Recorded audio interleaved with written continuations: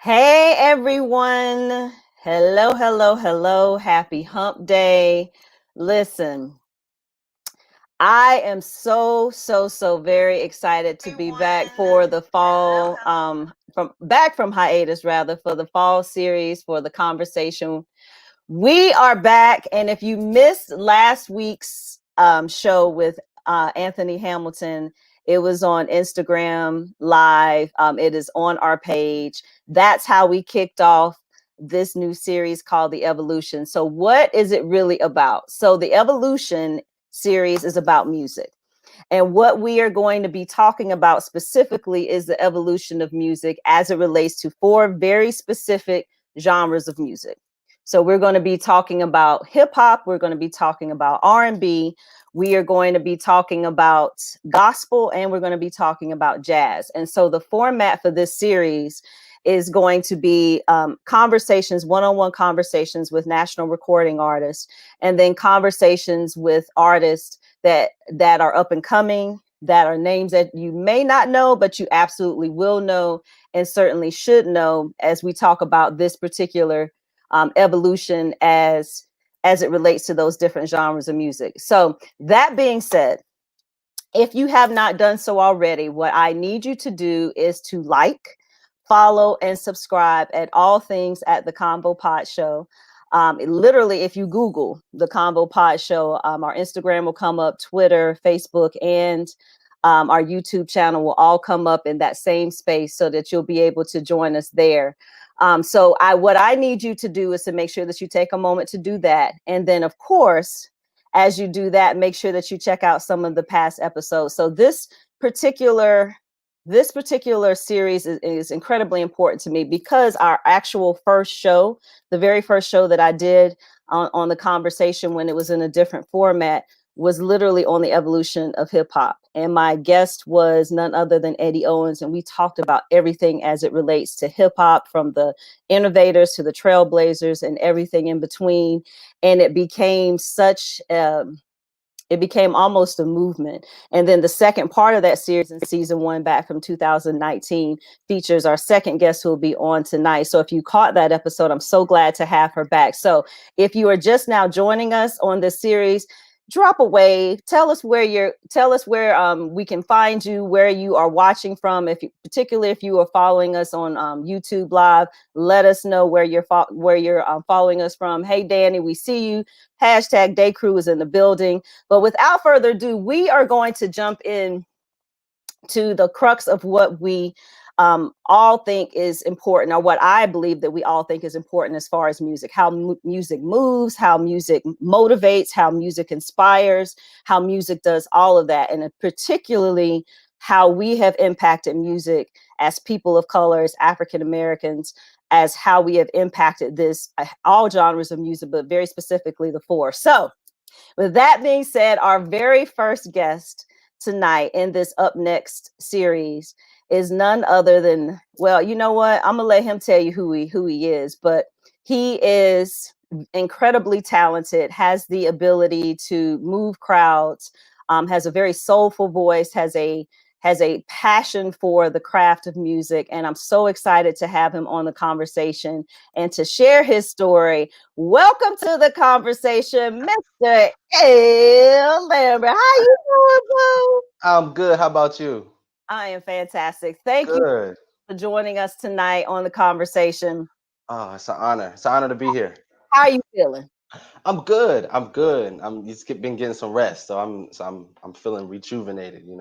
Rest Yeah. is, of course, incredibly important. So let's get into it. Let's talk about you before we get into how you obviously come through this process.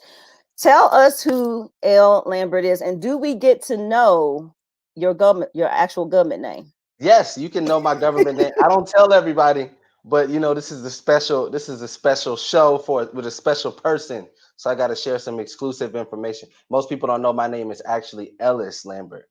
Okay. That's my name, Ellis Lambert. But everybody calls me L. I started going by L 2016. I just decided to kind of do something different. I was always known as Ellis Lambert, but didn't really have a distinction between like who I was as an artist and as a creative and who I was as a person.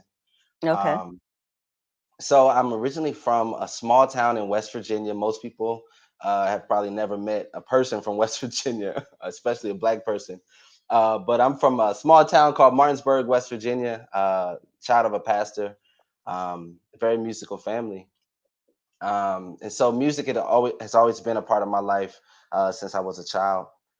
Um, so yeah, I mean, I've been performing since I was 5 years old. I started very young in the church, and then I started performing in local groups in my hometown. And then I went to college, studied business, um, and really started growing my career as a recording artist. I started performing a lot more and producing and writing with other artists, and so that's really what started my professional journey. Was really when I got to college and saw the possibilities of, because I wasn't really chasing Hollywood, I wasn't really chasing Atlanta, I wasn't really chasing New York, especially at that time. I was going the business route, Right. so it showed me how to be an independent artist. I was working on music and releasing music for a lot of my friends and a lot of people that I went to college with. I was performing in college. I learned how to promote events and parties and shows. And through my fraternity, we did a lot of events. We did a lot of, like I said, parties. And so it allowed me to learn how to connect with people on a personal level Right. while still being an artist. And so I think that after college, it really set me up to become where I am now. As far as, I feel like I'm very equally balanced between an artist, but also as an entrepreneur. Okay. And so let's go back. 5 years old, you're in the church. Yes. Do you remember the first song that you had to sing? Um, let's see. It was okay. So they would always force us to sing. They would my so I have a lot of my dad's a singer. So they would kind of always force us to sing songs. So I'm trying to think of the first one. It was always one song that they would always ask me to sing. It was called uh Deep.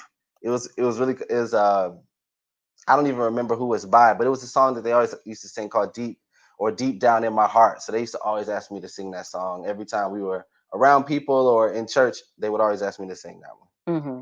And Yeah. at 5 years old, were you leading the songs or was it more Yes. of a solo? Okay. Yeah, I was And leading the songs. so did you come from a musical? You mentioned your dad. So were other members of your family musical as well? Yes, yes. So it wasn't until well, let me rewind. Yeah, my dad and that whole side of his family, it's a lot of singers, a lot of musicians. And also on my mom's side, she's actually from North Carolina, a small town called Richlands, North Carolina. And so a lot of singers, also a lot of musicians, a lot of people that went into music from a production standpoint.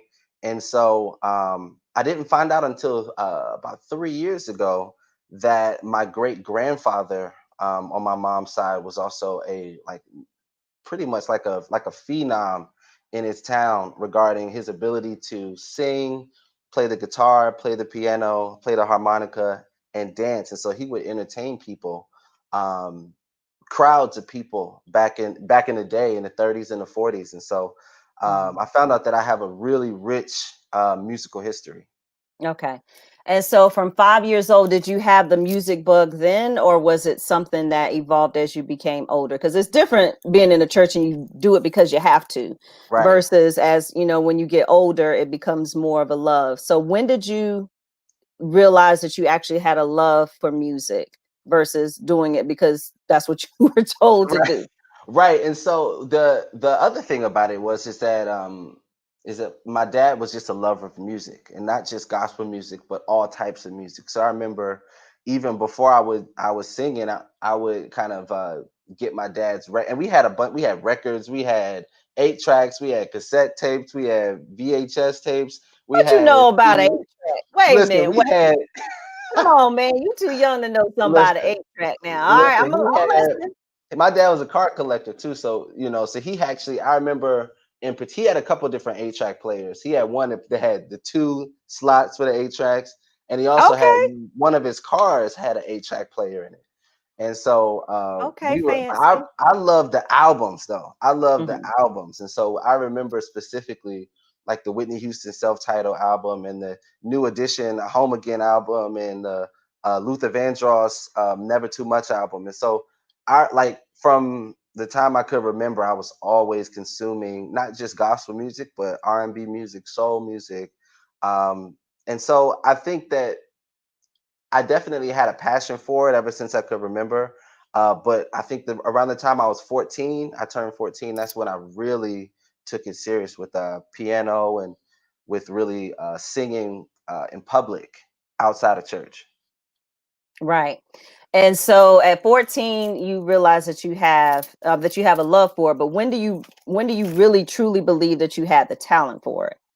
Around that time, so I was the in my town, I was a lot of times the youngest person in the studio. So by that point, by the time I was 14, I was kind of well known in my hometown in Hmm. music. Like I started off as a drummer while I was singing, and then I transitioned to the piano after my older brother, who was the minister of music at my dad's church. After he left and went to the military, I started learning how to play the piano. So I was becoming well known in my hometown. So by the time I was 14, 15, I was writing with different artists, I was producing for different artists. And I was getting paid to do it.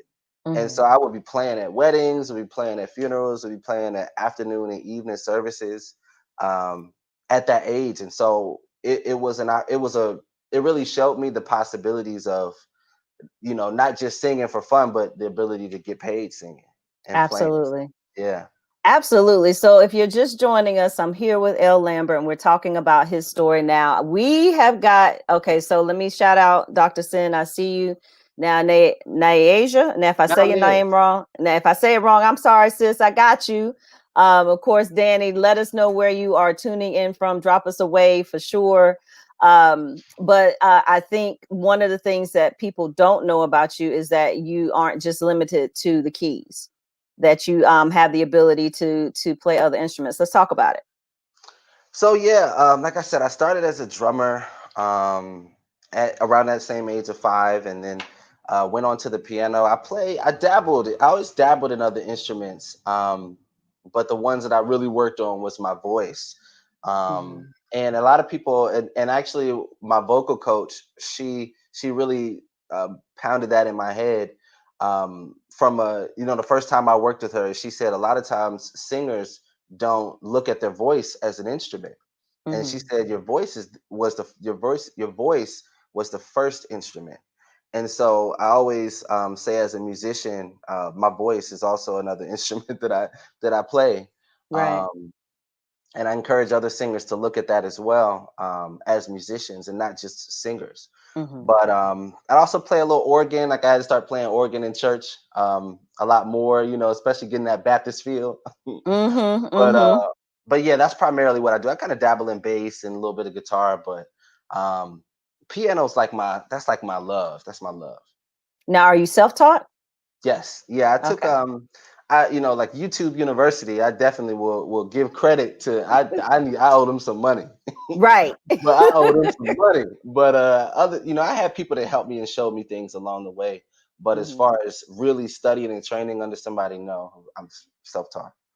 And so, how does that translate in terms of the business? Because oftentimes people want to know what your pedigree is, if you Right. will, as far as how you've learned along the way. Do you find that you are looked at differently as an artist because of that, or not so much? No, actually, it's almost been the opposite. It's a lot of people are amazed at what I've been able to learn and do just off of playing by ear and Hmm. being self-taught. And I think it also allowed me to develop my own style and my own sound without necessarily being forced into a specific way of learning and doing things. Now, I myself have felt limited at times because I didn't have the mentorship that a lot of other musicians or artists had, or I didn't Hmm. have the training, the formal training of like how you do your hands and how do you read this and so I definitely personally felt handicapped, but never was I made to feel less than because I was self-taught. Gotcha. So for those people who don't know, as far as the sunglasses, they're like, "Why are you sitting up here with sunglasses on the podcast?" Tell us about it. How did that become? Well, it is your So signature, but tell us yes, it about it. is. Right around the time that I became L. Lambert. Again, I was really in a, and this isn't against any artists that use their real name and as when they're as they're entertaining. But I think for me, what I had seen is a lot of times the artists didn't have a way to separate themselves on camera or on stage or with the fans and at home, and when they're trying to Mhm, rest and when they're trying to identify themselves after music or outside of music or outside of the industry. And so I mhm, wanted to kind of create something that I could almost, if you will, like hang on the shelf when I get home. And I mhm, think a part of that was, the shades. And what people don't know also, the goofy part about me wearing my shades is sometimes my eyes look a little crazy. So sometimes my eyes will be closed. Sometimes I'll be reading some lyrics or looking at some notes. And so, my glasses kind of help people just to not worry about my eyes, but just, kind of focus on the performance. So I think it has a couple different, almost like, I don't know if you guys know of Gregory Porter. I know you talked about jazz, but mhm, Gregory Porter, where he has like the thing that he wears on his face or on his head as mhm. like almost like a safety blanket. I think the glasses have become that for me over the years. It's kind of like a way that I can be L, you know. So I gotcha. And yeah, so, do you write as well? yes, yes. Okay, so we're gonna go back to, so you've discovered you have talent at 14, you're singing more regularly. Obviously, you go through the academic side as far as school and college. When does this become a passion for you? Um, I would say, I mean, really, really, ever since I started, I would say it just kind of built up, right? It just started. It started at 5, and then by the time I was 14, I was really into it.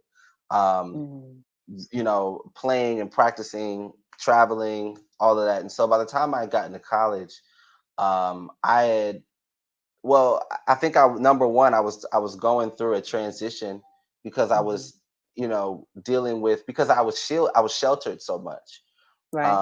because of being in all these adult spaces. And so I was sheltered. So when I went to college, I had to learn how to balance the music and the school and the friendships and the other things that came along with college. And so a lot of that time was spent discovering what exactly I wanted to do as it pertained to the music industry. I knew that I wanted to sing. I knew I wanted to play, and then well, what people may not know is I started as a music student at WVU, and then I transferred very early into the business program. Mhm, And so because I looked at it as, um, just I felt like that was something I didn't know a lot about, was the business aspect of business in general, especially as mhm, it pertained to the music industry. And so it allowed me to learn how to network and allowed me to learn how to build, um, on just not just being a talented person, but somebody who's able to handle themselves, and kind of direct my career. And so that was really, I feel like, by the time 5 was when I discovered it, 14 is when I started kind of putting it into practice. And by the time I was about 21, 22, and even a lot of the projects, looking back at some of the things that I did in college, like I was the director of the gospel choir from freshman year, all the way through college. And then I was the state music director for, we had an Arts and Heritage Academy for mhm. all the talented Black students in the state of West Virginia. And I was over the music, and like I was the music director for the Miss West Virginia pageant for 3 years, and we broadcast over 4 million people for Right. each show. And so I think by that time I was really going hard with music, but trying to figure out what the direction was. Mhm. And so Yeah. did you just naturally come back to Charlotte? Or how No. did you end up in Charlotte? Okay, so after college I went to DC. So Mhm, I was born in DC, and my mom and my dad from DC, and so we moved to West Virginia because my dad got a position as a pastor there. And Okay. so after college, I went back to DC because I got an opportunity working for a film company. So I was in Mhm. DC for about 5 years, growing my business, growing my career as an artist. And then I was kind of looking at where else I wanted to go. I was considering other cities. And so Charlotte, about a year prior to me moving, I had gotten the opportunity to come to Charlotte, part of a show called R&B Live with Nathan Mhm. Smalls.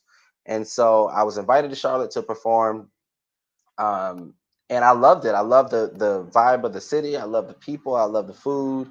And so I was kind of considering once I was, kind of, I don't want to say I was getting over DC, but I wanted kind of just a change of scenery. I wanted a different, set of experiences. And so I was kind of considering other cities and went back to Charlotte to visit again. And I stayed for about 3 or 4 days and came back and visited. And then just was like, okay, this is where I want to go. And Mhm. so myself and my girlfriend at the time, we just picked up from DC and moved to Charlotte and started a new life here. Right. And so, when you decided that this was something that you were going to be passionate about, do you remember the first song that you performed? The first song that I performed, oh man, it was actually okay. So the first time that I performed in Charlotte was for like what to call this house session, by actually somebody who I just, when we'll talk about that a little later, I signed with a record label. But the CEO of the record label, he was doing like a house session. And so Mhm. I actually remember just kind of, he gave me like 15 or 20 minutes to perform. And so that was my first time performing in Charlotte, was doing that 15 minutes. So I did like some original music. I did my song 14, and I did another song called Nothing to Say, and then I did a little music Soul Child. So that Nice. was my first time performing in Charlotte. And so, I mean, nervous is probably a given, but did you get the reaction from the audience and the crowd that you expected? Yes, yeah, it was good. I didn't have any real expectations. I think that was one of the things. I just wanted to meet people, and I wanted to, just kind of not just share my talent, but to hear what else, was in Charlotte, what other people were in Charlotte. So I think the response that I got was overwhelming. A lot of people, were supportive of my music and liked my sound and liked my vibe, and so that was Mhm. great. It really got things started. Okay. And so you consider yourself genre wise to be an R&B artist. You also mentioned that you write as well. Do you write other genres other than R&B, or do you focus on R&B specifically? Oh well, primarily like R&B, soul, even neo soul at times. Um, but I've also written and worked in the gospel space, in the Mhm. gospel realm. So yeah, I've definitely written, a few gospel songs, but primarily R&B soul is what I do. Who are your favorite R&B artists? Oh man, okay. Now how much time you have? But no, I'm gonna give you 10. You got a top but no. 10. Okay, This okay. many. No, yeah, no, it's not that many. Now, I would Okay. say I would say Donny Hathaway is one of my favorites. Okay. Stevie Wonder, Mhm. right? D'Angelo, Music Soul Child, Aretha Franklin, Okay. Whitney Houston. Okay, now that's when it gets a little. This is when it gets a little down. Luther Vandross, right? I gotta say Luther Vandross. Um, I'm trying to think if there are any newer artists. PJ Morton, he's one of my favorites. Let me put some more women in there. It's a lot of great ones. Let's see. Um, Anita Baker. She's one of my, and then my last one will be Roberta Flack. Interesting list. Yes. Very good, interesting list. So with those artists, who out of that 10, who would you say the one that most influenced you and influenced your style? Well, I would say it's three at different times. I would Okay. say number one was Stevie Wonder. Hmm. Definitely. And then I would say PJ Morton, a really a large amount of my adulthood singing. I really looked at PJ Morton as an example, and then Hmm. Music Soul Child. Music Soul Child was another big influence for me. And so, what are you working? So, do you have singles out now? Because we're going to talk about this in a little bit more depth Yes, towards the end. I have one out now, and I'm actually recording my second single. But I have one out now, recently released, and we actually just I want you to come too if you can.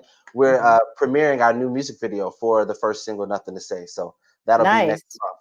When does it? Do you have a date yet for the premiere? Yes, October the 16th at Studio 229. Okay. Um, and it'll be from 7 to 9 p.m. Social distance, all of that, for sure. Mm-hmm. But Mm-hmm. yeah, Kevin so Douglas's place. Shout out to Kevin Douglas in shout out, Studio 229 on Brevard. yes, and the Brooklyn Collective. That's where I'm actually that's where my office is located. So that's where I'm broadcasting tonight from. So shout out to the Fantastic. Brooklyn Collective. But yes, that October the 16th. Okay. And so for those of you tuning in, hey Lori, we see you, girl. Yeah. Miss Fleming, we see you. So for those of you tuning in, if you have questions for Elle, drop them in the comments. Because we're going to have him back in a few minutes to at towards the end of the show. A couple quick questions before I bring on our next guest. What's the biggest lesson you learned from having sang your first songs at 5 years old to believing and knowing that you have talent to now? What's probably one of the biggest lessons that you've learned personally in your journey? And what advice would you give to someone who is at that 14, 15-year-old age, thinking about getting into music? Two things. I would say number one, ownership, ownership, ownership. I think that's been a really Mm, big lesson, and not just as it pertains to your music, but really owning your sound and your individuality. You really see a lot of people molding themselves after something else that they see, mm-hmm, not realizing that the fans want you and want who you are and want your presentation and your sound. So that's number one. And I say number two is help others as you help yourself. I mm-hmm, think a lot of times, us as artists and creatives, we always tend to pour into other people's dreams and helping other people to get whatever they would like to get accomplished, but we neglect a lot of our own personal desires or things that we want, or we don't seek out mutually beneficial relationships. And so I think, mm-hmm, looking back at my life and my career, I spent a lot of time investing a lot of energy into mm-hmm, other people, and their dreams, and not a lot of time on my own. mm-hmm. So I would definitely tell those artists to help others, but help yourself too. And are you still writing? Do you write pretty regularly? No, I'm a what you call a hyper creative, and so I've diagnosed myself, and nobody will. When I say what they call that is they is me. So, but no, I'm a hyper creative, and what I have defined that to be is somebody who creates a lot in a little bit of time. And so Mm-hmm, I'll go through seasons where I'll just kind of be secluded. I usually kind of work on projects at a time, and so when I finish and I release a project, then I kind of withdraw a little bit, and then I begin writing. But I start writing a lot within a period of sometimes 6 months to a year. But I'll do a mm-hmm. couple hundred songs, but then I may not write again for a couple of years. Mm. So that's kind of how I've kind of developed a lot of my skills. Is I'll spend a lot of time, and well, a lot of time within a short period of time on it, and then I kind of step away from it for a while.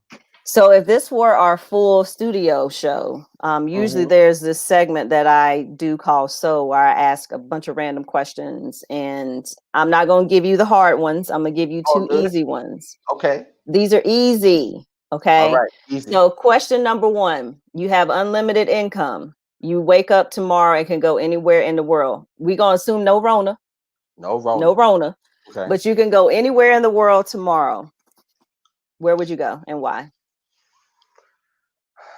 For how long? I did I that this is Okay. All not right. an Okay. Okay. See, I mean, it's just okay. So I would go to um I would go to Cape Town, South Africa. okay. Why? Right. First of all, your money goes so much further there.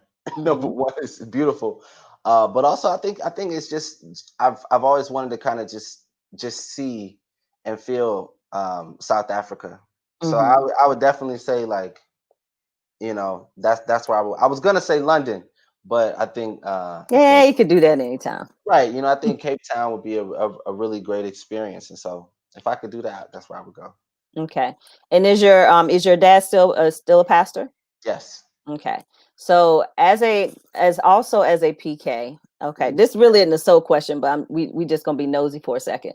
All So good. were you that PK who was like never got any trouble, you know, usher Ooh. board, choir, all of that good stuff? Or were you that PK that they had to watch out for because that?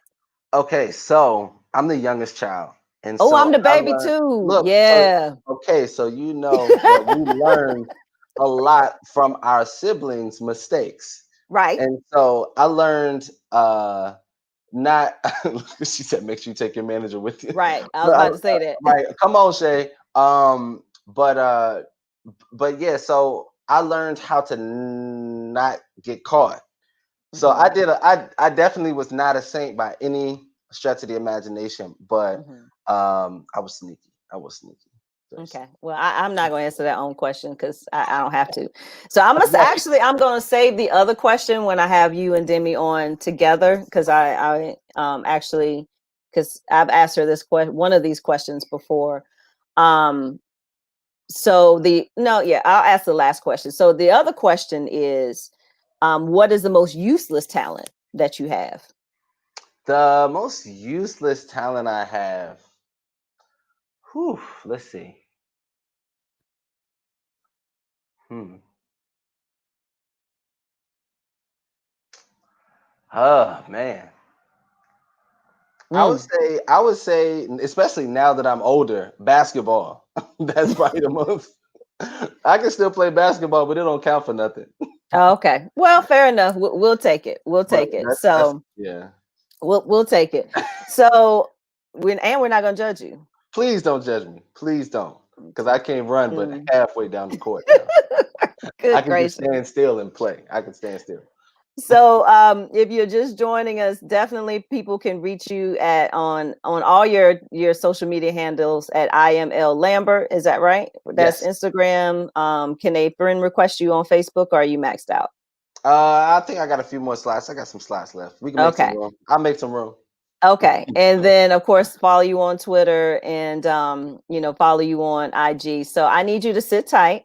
Okay. And if you have questions for Elle, make sure you drop them in the comments because we're going to circle back in about 20 minutes or so once we have an opportunity to talk with our next guest. So thank you for those of you who are joining us here at the conversation in this evolution series as we talk about the evolution of the 4 different genres of music that we're focusing on, which is R&B, gospel, jazz, and hip hop. So our next guest, if you were following the conversation first during season 1, the second series in our evolution of hip hop series featured our next guest. And I actually was introduced to her through a classmate of mine and saw what she was producing on YouTube and was like, oh my God, definitely have to talk to her. But what is super fascinating about her is her story in terms of how she even ended up becoming a hip hop artist, and all of the things that she's accomplished in the midst of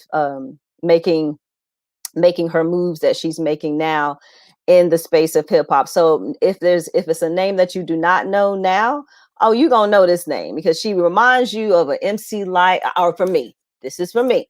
Like she reminds me of good hip hop with a message, where the lyrics are clear, the flow is tight, all of that. So even from the first time I met her up until now, definitely still a fan and will always be a fan. So welcome to the show, y'all. Miss Demi, Hey, what's up, girl? what's up? What's good? How you doing, sis? How you doing? I'm doing well. How are you? I'm great. I Good. totally appreciate you joining us back here on the conversation. Of course. Some people who didn't get a chance to tune into that episode during season 1, I get the honor of telling them how dope you are for a minute or so before we jump into the topics. So Word. she was valedictorian Yes, yes. She was in the international science fair. You thought I forgot that. The international science fair in high school. International. Like, come on now. International. It was Yeah. crazy. She just kind of Crazy. threw it out there. It's like, oh yeah, I just kind of did internet. Right. Okay. I can't remember where you got your bachelor's. Have your master's in divinity. Yep. And Bachelor's from Pepperdine. right. Master's from Wake Forest. Yeah. And are you still in Winston now? I am.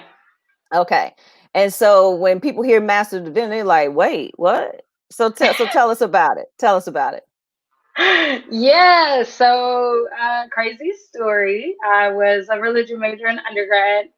It's not what I went in for, but it's what I came out with, a bachelor's of religion. And while I was in that program, I realized there was a whole world of theology that I didn't learn in that program. It was a great program, don't get me wrong, but I learned that there was this thing called Black liberation theology and womanist theology and queer theology. And I was like, well, I need to go somewhere where I can study those things because they were of interest to me at the time. And so that's what landed me at the divinity program at Wake Forest.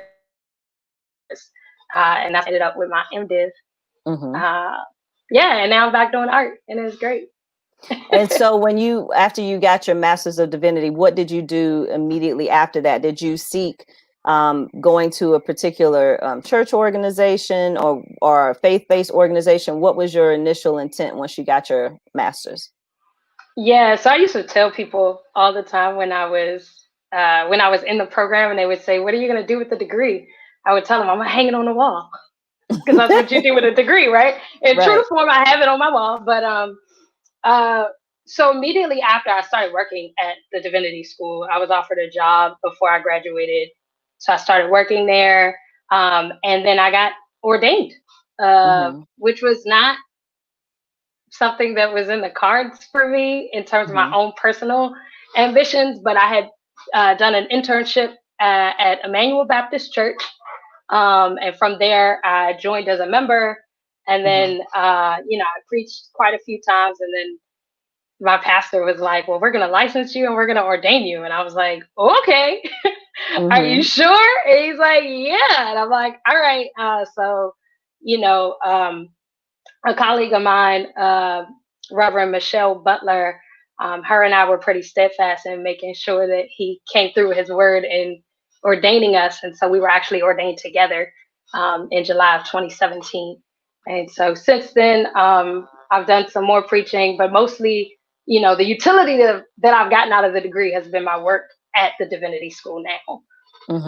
Yeah. And so are you still at the divinity? You are still currently at the divinity school now. Okay. It funds the music.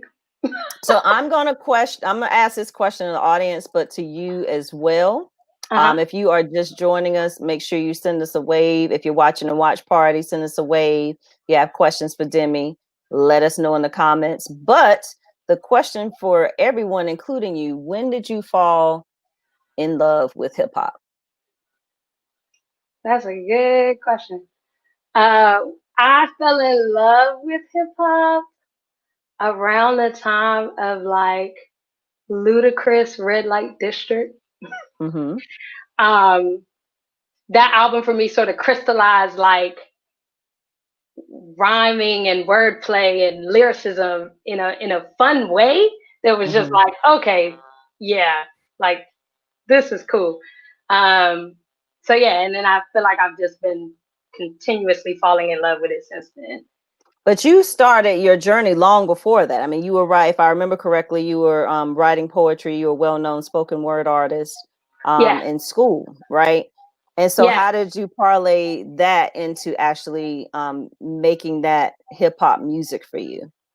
Oh, like professionally? Yes, professionally. Yeah. So so I started doing spoken word in college. And I saw so much success with it. We produced an album. I was performing on campus, off campus, like 3 or 4 times a week. And so I reached a point where it was like, okay, this is cool. When we went to do the album, I walked into the studio and I was kind of upset because I got in the booth and I was recording spoken word poetry. And it was my first time in a professional studio setting. And I'm like, wow, I should be making music. Like, this poetry is cool, but I really want to be making music. And up until that point, music was just this sort of thing I did for fun that people didn't know about, unless they were like family or like close friends, you know. But I got in that studio and I started dreaming up being a hip hop artist. I was like, I could do this. I could, be a professional recording artist and be doing music. And, I've had success with spoken word. So obviously, my pen game was good enough. So I was like, I just need to work on it, hone it in, and start sharing it and being vocal about the fact that I can rap. But it took the confidence from the spoken word for me to have the confidence as a rapper to be like, I'm going to share this to the public, because that's a scary thing. And how old were you at that point? 2012. So I was 20. Okay. Still in college at the time. Still undergrad. Yeah. So I see, like, for example, Danny said he fell in love with hip hop when he heard Planet Rock in the early 80s.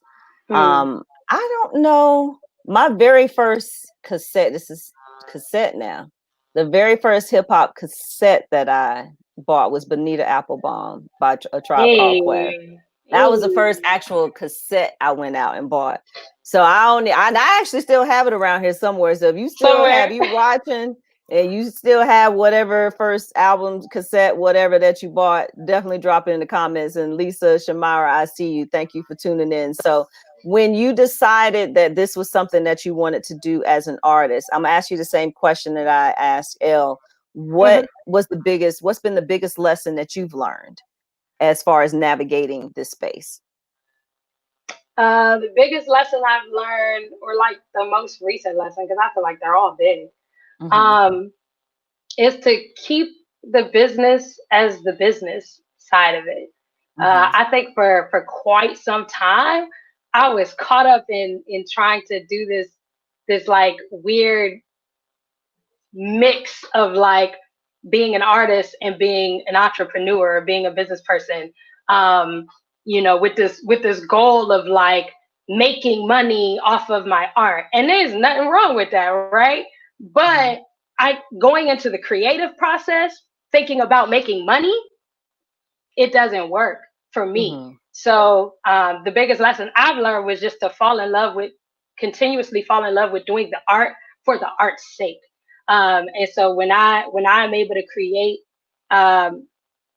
pieces that I can listen to, and I don't care about sharing them with anyone because it's just good to me. You know what I mean? And then when we talk about sharing with someone, then it's like, okay, now we can talk about the business and the utility of social media and marketing and promotion, and how can we drive this to people so that we can get a return on the investment of recording and all of this. But it costs me nothing to make a song, right?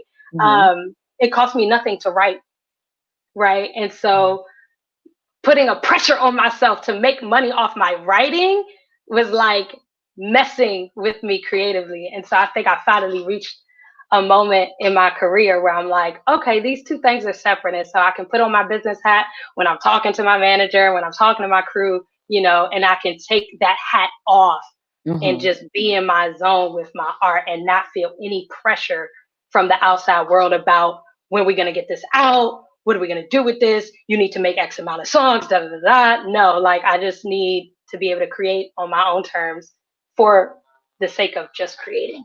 Right. And so how do you balance that between the art and, of course, your full-time job, and balancing that between the creative side and the recording and all of those things that you're also passionate about? Time management is a continued skill that I continue to learn how to get better at. But I just manage it day by day. I try not to be too hard on myself. I don't really believe in self-discipline because I think it leads me to a lot of toxic self-talk. So I just take it day by day. You know, I try to take a stab at my dreams every day. You know, even if it's just a little bit. Even if I sent off an email, or I wrote 8 bars today. You know, whatever it is. Just little by little getting it done. Of course, I try to stay organized, right? But I don't put pressure on myself to like da da da da da da da da da. That's just too much. And so, you know, there was that moment where you realized this is what I want to do. But when did you realize that I've got a real talent for this? When did you realize that? And how old were Uh, you? um, hmm. So I think I realized I had a talent for writing pretty young.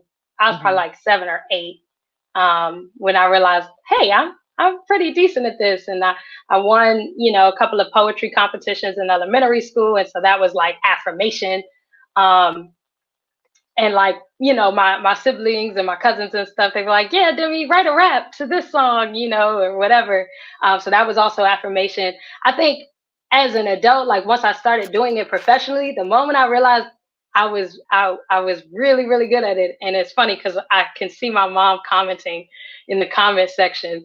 The moment I realized I was really good at it was when I came home for the summer, and I told my mom I'm going to record a demo.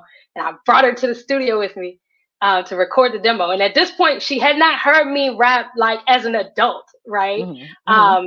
And, you know, I'm telling her I'm really, really good. So I start recording the first song. I walk out of the booth, and she's like, we're going to be rich. And that's what I knew. I was like, okay, we are good.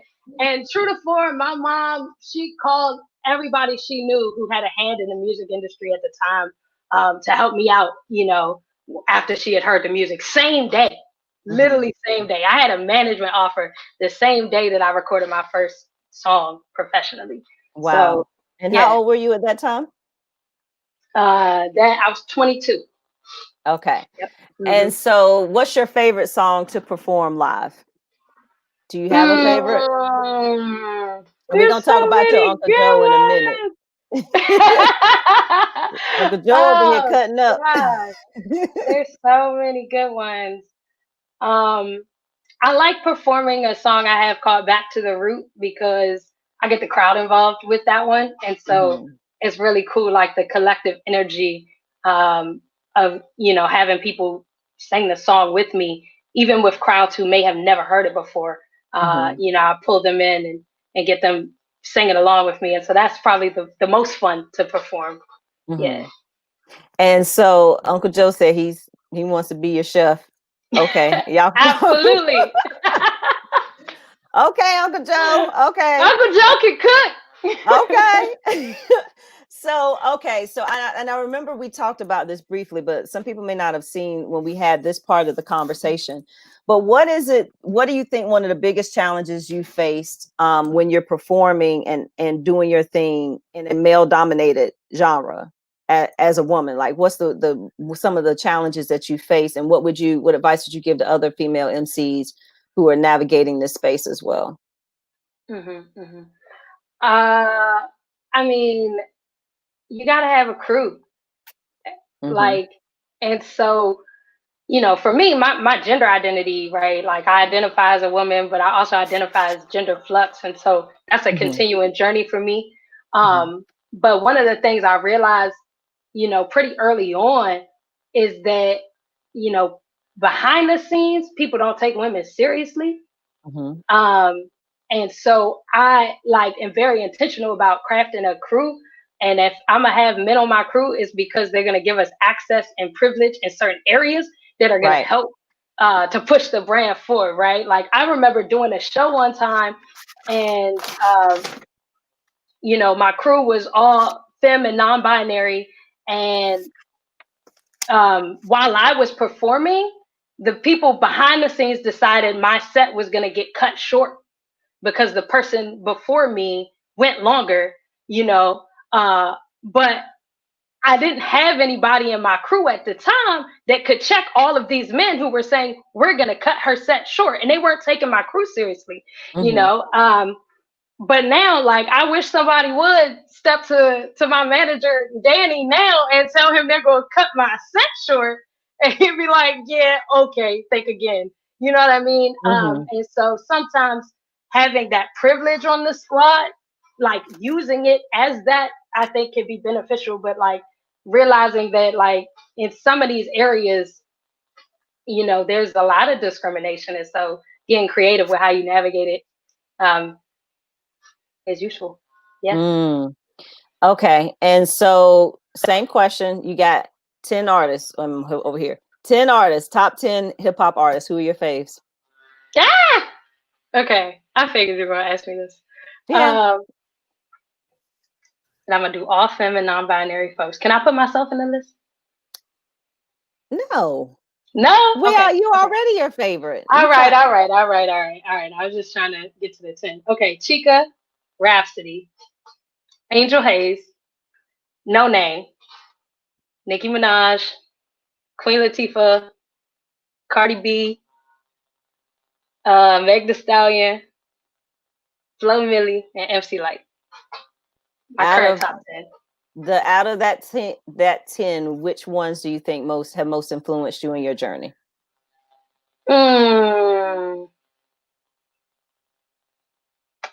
Rhapsody's probably influenced me the most out of those 10. Mm-hmm. Why? Yeah. Because when I first started getting into the music, and I forgot Missy Elliott. Honorable mention. Okay, fine. We'll give you one extra one. I'll give El one extra one. He comes up here too. But when I first started taking myself seriously, like Rhapsody, she carries these messages in her music, and I was very message focused, especially early on. And so it was just cool to see a femme rapper who was very intentional about crafting these messages in her music. And so that influenced a lot of my music up until now. I think I'm finally breaking away from being so message focused. But that was definitely a big portion of my career. Why do you feel like is there a need personally you feel like to break away, or you think it's more of you evolving as an artist? Yeah, it's most of it's just me evolving. But a part of it is that I've evolved to this point a long time ago, and I think because of the way I had branded myself and everything, people were like expect certain messages from me. And so again, with that whole business creative mindset, I felt like, well, I have to keep creating this music that's message heavy and message driven. And so a part of it was like, well, I'm just gonna create what I create. And now I do have a lot of music that's just it's not the stuff people have heard from me before. But I haven't released it yet. But okay. Yeah, I didn't want to be boxed in either, And so previously, when you started to see your rise, you were the little rapper that could, and then you changed your handle. Yes. Why'd you change it? Because it was confusing people. It was a purely business decision. People would like get so excited about the little rapper that could that they would forget that my artist name was Demi Day. So it was like the little rapper that could became bigger than Demi Day, but it was like, okay, well, if people are gonna look me up on Spotify and Apple Music and they type in the little rapper that could, guess who's not gonna show up? Right. Me. Right. And so it was really like, okay, we have to streamline this so that people are focused on Demi Day. And so that's why I went to a different handle. So that people identify Demi Day, and it's easy to just kind of find me on all the platforms instead of looking for the little rapper that could. But that was a fun season. It was. So your question's gonna be a little different. Okay. Because I didn't want to ask you the questions I asked when we did the full studio show back then. So I remember those. Yeah, I said, dang, did I ask her? Okay, so I didn't ask you the useless talent one, but I'm not gonna ask you that one unless you want to answer. Do you want to answer it real quick? Useless talent you have? Oh, I can turn my tongue into a clover. Useless. Straight up useless. that is useless. But okay, done. Okay. Good. Second question. Any animal in the animal kingdom that you would be reincarnated to become. What animal would you choose and why? This is wild because someone asked me this question like 3 hours ago. I would Oh, be, I would be a whale. okay. Why? Because they can swim, and I cannot swim in my human body. At least Mm-hmm. I'm not very good at it. Mm-hmm. So I'll be a whale so that I could swim. Also, whales are big, and I am a very small, petite person, and so Mm-hmm. it'd be cool to take up a lot more space and to be able Mm. to swim. Yeah. Hmm. Okay. Good. Okay. So for people who are following now, are your Twitter and IG handles the same or are they different? Because I know Demi Day Official is your IG handle. Is that the same for all your It's social the media? same. Yep. All the Oh, same. Hmm. okay. So people can follow you. Obviously, they can follow you on Twitter, all of that at Demi Day Official. So I am going, so before we move into the last part, one of the one of the things that I recall, or I won't say one of the biggest hits you had, but at least the one that I recall that still seems to get that still has the massive amount of views was "Be Like You." Yes. Has anything excelled that particular song, or is that still the one that has excelled as far as views and put you on the map, if so to speak? Yeah. Be Like You is still number one on the views right now. Mm-hmm. Yeah, it was a great video. Well, we're going to talk about what's up next for you in just a Okay. second. So, for those of you joining us, if you have questions for Demi or if you have questions for Elle, make sure you drop them in the comments. Follow her at Demi Day Official on Instagram, on Twitter. Do you have room on your Facebook page or not so much? I got room. Come on. Okay, so you got a little bit of room on her Facebook Come page, on. so definitely send her a friend request. So, Elle, I'm gonna bring you back up because I have a couple questions for both of you as we get towards the end of the show. So, first and foremost, for both of you, now you all said who the people who have most influenced you. Who is the artist that would be your dream person to perform or to collaborate with? Elle, I'll let you go first. All right. So You only get one. I get Now. one. Alive, right? Alive. You know, I Alive, gotta yeah. ask questions. Yeah, Okay. we're not digging folk up, boo. Yeah. Right. No, we can't dig nobody up. Okay. So the artist that I work with, it would actually be um Stevie Wonder. Absolutely. Okay. Stevie That's a Wonder. good one. Demi, Yeah. what about you? Chica right now. Okay. And I there's a always question. answer this differently, but right now it's Chica. So there's a question for you, Demi, in terms of what inspires your art right now. Oh, what's Good question. inspiring my art right now? A lot of the reading that I've been doing. I've been doing a lot of reading on mindfulness. Mm-hmm. Uh, and so that's sort of inspiring the stuff I'm working on right now. Right now. Yeah. Mm-hmm. Yeah. Okay. And so Elle, you have a show, put you in a hypothetical. You have a show tomorrow night. Okay. What is the song that you're going to perform at the end of your set to bring the crowd to their feet? Joy and pain. We actually had practice last night. Joy, Oh joy yeah. and pain. That's it. We Now always do do you before I let go, but we gonna do joy and pain this So time. joy and pain is it. Now when you're performing, is it primarily keys or do you actually go to other instruments during your sets or do you primarily focus on keys? I haven't gone to other instruments yet, but that's a good idea. I've been thinking about getting a loop pedal, um, Mm-hmm. and also like uh, the vocoder or like the Mm-hmm. voice box thing. Mm-hmm. But primarily it's just me playing keys, or a lot of times I will have the band do everything, and I'll just kind of stand out front and sing. Okay. Demi, same question. Show tomorrow night. What's the song that you're going to perform that's going to move the crowd? I am gonna bring in my homie Donovan Livingston, and we're gonna perform "Acres," which is about reparations because that song is fire. and it gets the crowd bumping. And so what do you out of all of your music, what's the one song that you feel like has the, I won't say the best, but has the most meaning for you, that you think that the broader audience should, once they get off of this, go to Spotify, go to YouTube? What's the song they need to go and check out to get a feel for who you really are? You asking me? Yeah. I'm sorry. You Okay. didn't.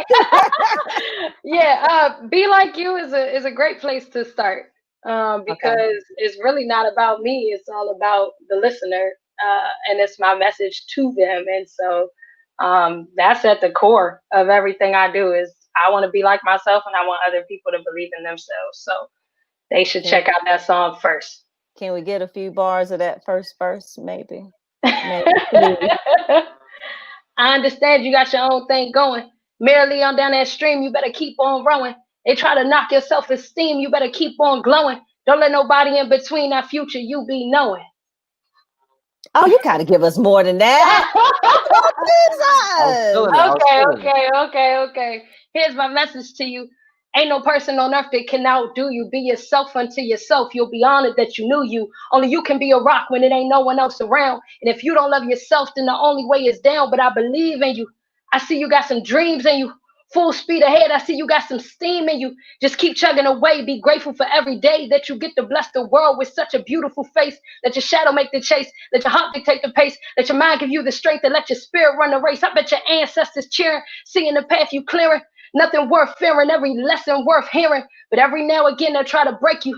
Lean into them wounds even though they might be painful. And when they turn the scars, that's when you're going to see a breakthrough. I'm praying that you make do with every resource within your grasp. Multiply it forth and be generous with your math.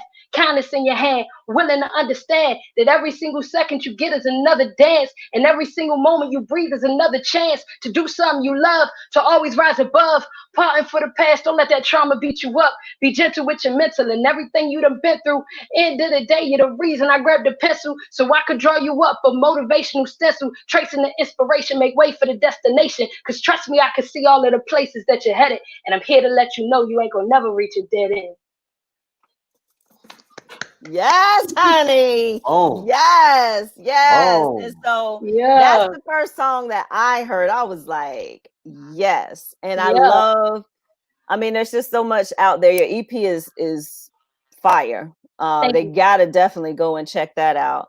Yes. And we'll circle back back to that in a few seconds. But this is that song, you know, it doesn't matter if you're 6 or 106. Like, people can Yeah. relate to that, like, on a real level, especially when you're talking about your ancestors' proud. Like, that just, you feel that. You feel that. So, Yes. all right, Elle, I don't mean to put you on the spot. Uh-huh. But what you got for us? What you got for us on the R&B tip? What So you got?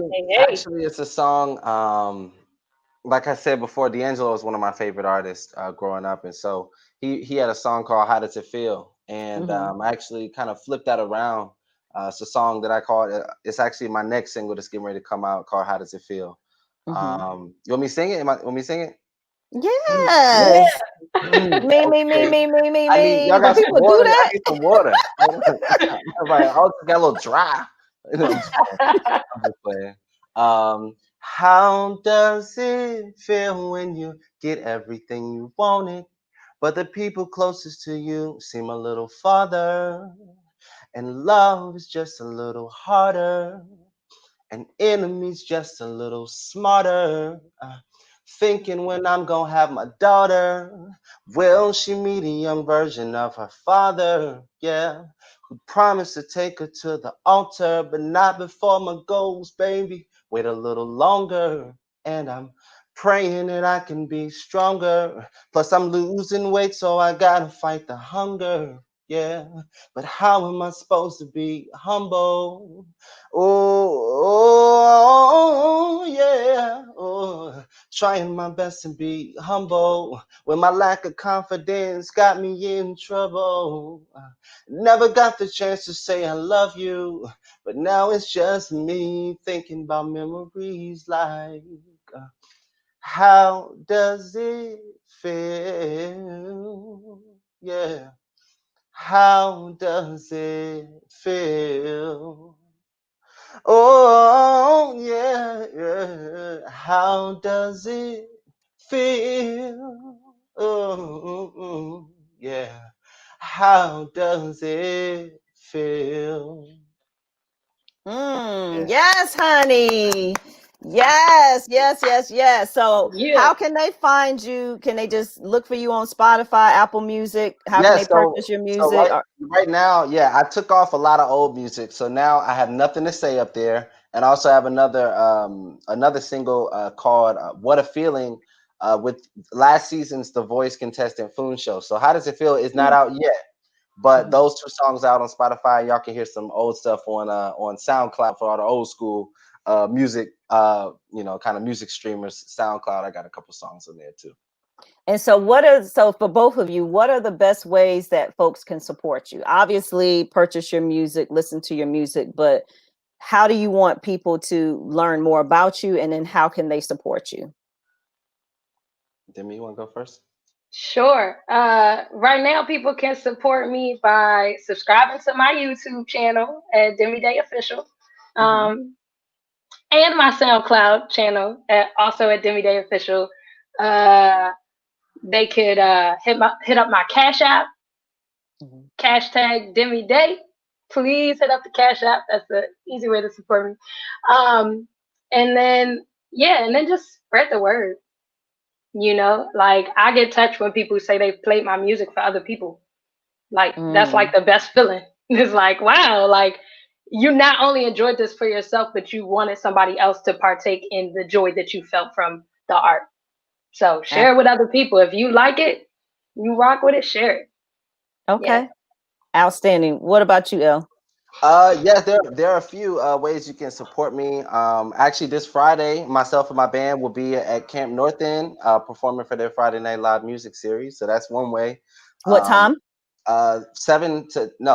6 to 8, 6 to 8 Okay. will be Okay. there. So uh, yeah, so that's this Friday. Also, my Cash App. Shout out to the Cash App, L Lambert. But the biggest way that you can support me is pray for me. I think that's the main thing about it. Is a lot of times we as artists don't talk enough about just the impact and power of prayer. So pray for me. That's the best way you can support me. I'm telling you. Very good. So I have two trivia questions for those of you watching. I'm gonna drop it in the comments because we have. Oh, wait a minute. First of all, shameless plug, new merch. Dun dun dun dun dun Hey. dun. Hey, Hey. that's now. This is the lady shirt. It's got some sparkly stuff going on here. There's a black version. All that's going to be on the website, which is going to be live on Monday. Two of the shirts, which I can't disclose right now, are going to specifically go to help support I Speak Now, which is my nonprofit. And I can't say anything more than that. They're very powerful, especially now. So yeah, shameless plug for that. But all right, so with the time that we have left, there's two things I need to ask you both. Now, you both told us how we can support you. Now, this is where because I want to look at this a year from now, or maybe 2 years from now, and say, you all said it and you claimed it here. So, what is the ultimate goal for you musically as an artist that you want to see happen in the next, we'll say 3 years? What's the ultimate goal? Elle, I'll let you go first on this one. Because I think for me, it's to continue to build my base. I think by that point, nationwide, I really have a specific strategy on how to grow my fan base from a personal perspective, and so definitely expanding. And I use that through my open mic. So my open mic by that point will be franchise in different areas of the cities. I mean, different cities across the country, and so really seeing that grow into a circuit where, because my thing is really, again, like I was talking about earlier, helping other artists and creating a platform. And anybody who knows me in Charlotte knows that I have an open mic called That's My Jam, which is a showcase and a platform for artists. And so continuing to expand that in other cities that may not have a music scene, but have a lot of talented people. And so really that's what I want to see over the next 3 years, is to see that expand nationwide and possibly worldwide. So yeah. okay. Okay, well, we put it in the atmosphere. We're gonna There it wrap is. our arms around it, and we getting ready to claim that. All Absolutely. right, Demi, what you got? 3 years. What's the goal? Yeah. So for me, 3 years, I would like to be nomadic with the music stuff.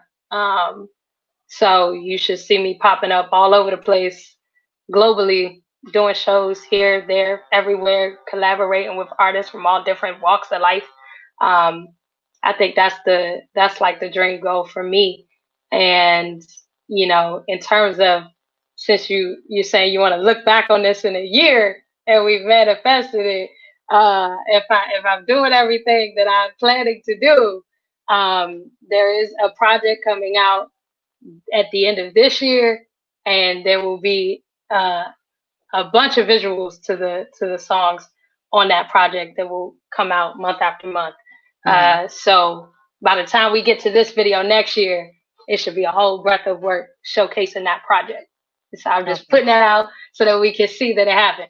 Yeah. All right. So we're wrapping our arms around it, manifesting it. So we're gonna look back at this in a year, but within 3 years, that's what it's gonna be. Yeah. So okay, final question, sort of. A couple people, Sharice, thanks, Curtis. Several people are sending you love and wishing you luck as far as your journey is concerned. For those of you watching, or if you're catching the replay, definitely make sure that you're following L at I am L Lambert. That's where you can find him on all social media. Didn't have time to put in your cash app. Can't type that fast. What's your cash app? It is cat sign L Lambert. It's just L Lambert. Just L Lambert. Okay. Just L Lambert. Just L Lambert. All right. And same thing with Demi. You follow her all social medias. And L, you have a YouTube channel as well, right? Yes. Okay, Yes, same. L Is it the Lambert. same? Is it the Uh-huh. same as I am? Okay. So, and also make sure you subscribe to his YouTube channel. Same thing with Demi. Follow on Instagram, follow on Twitter, subscribe to her YouTube channel. And with both of them, follow, friend request them on Facebook. L got a few. He gonna let you in some kind of way. You got room, you good. Yeah, you still got room. So definitely make sure that you're following both of them. So for those of you watching, I'm gonna put this in the comments. So there's 2 trivia questions. Since there's new merch coming, there's other merch that is going to be classic merch. So the classic shirt is this shirt. Y'all, I'm gonna send y'all one anyway. So you can't answer the question. So this is the classic crew neck t-shirt. Giving away 4 of them because we're making room in the inventory, people. We got stuff to do. So trivia question number 1. Can't either one of y'all answer this. Who is credited with coming up with the name hip hop, and in what year? Who is the person and in what year? It's so easy to find. But the first 4 people who either answer it in the comments or after I check the show, answer it there, then you will get your shirt. You'll just need to, I'll tell you what you need to do after that in order to get your shirt, because it's going to be a collector's edition. Watch what I say. That's what I'm manifesting in 3 years. Okay. All right. That's question number 1. Question number 2. I actually didn't put it in here, but so y'all gonna have to remember that. No, I got time. So question number 2, what year or what decade actually?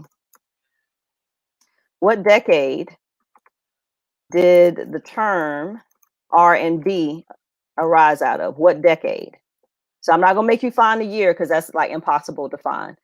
But what decade did the term R&B come from? And what type of music? I mean, that's easy. I mean, rhythm and okay. But that part is easy. So it's a gimme for you, but you got to be able to tell me what decade it actually came from as well. So those are the 2 trivia questions. That's what we're going to, or that's what I'm going to drop in the comments. That's trivia question number 2. First 4 people will get a shirt. Now we do have limited smalls and limited extra larges, but the first 4 that drop it in there, then you are good to go. Let's see, Bobby, you got the year. You definitely don't have a person. Sharice, Okay, Sharice, honey, I said the year, not the decade. But the hip hop question is not 1970s. You got to tell me what the actual year was, and it's not Cool Herc. Good guess, not Cool Herc. So I'm gonna give y'all a couple seconds before we move on. So, all right. So, last question for both of you. This is your soul question, and I think Demi, I'm pretty sure I may have asked this of you before, but I'm gonna need a different answer. So I'm gonna ask L first. So L. Every day for the rest of your life, every time you walk into a room, what is the song that people are going to hear every time you walk into a room? Oh man, okay. Let's see. And I'm not gonna make you sing it. I might, maybe. Man.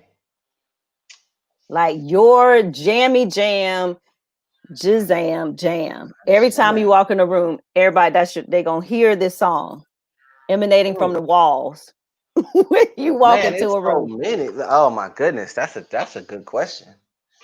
Okay, I would say my jam.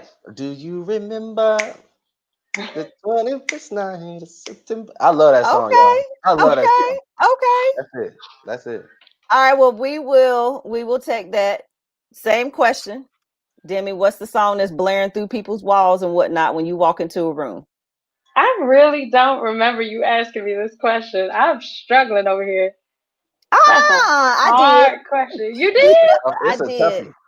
Gosh. Every time you walk into a room, just picture like somebody walking down behind you with a boombox and they press play and your jam is gonna come on every time you walk into a room. What's the song? I wonder what old me said.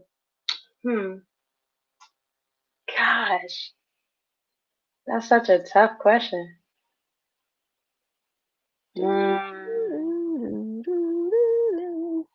I don't know.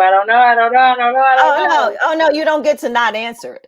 You don't get to not answer it. But you have like a whole 5 extra seconds because Lisa got the question on hip hop. Do you know what the answer is? Do you know the answer? It's Keith Cowboy Wiggins of Grandmaster Flash. The year was 1978, originated out of Boogie Down Bronx. You got a whole extra 10 seconds to think of your answer. Good. You got it, Lisa. Send me an inbox with your address. I got you. And you bought Demi a whole extra 10 seconds now. Now your 10 seconds. I'm gonna just do my own song back to Yeah. No, I can't. Nope. Man. Sorry. Because that's what you did the last time, and I allowed it. Not this time. Oh, yeah, I see. Okay, Work It, Missy Elliott. Okay. Yeah. So I don't guess either one of y'all want to like do a few extra bars of your song. No. No. Okay. Well, I asked. Okay, that's fine. All right.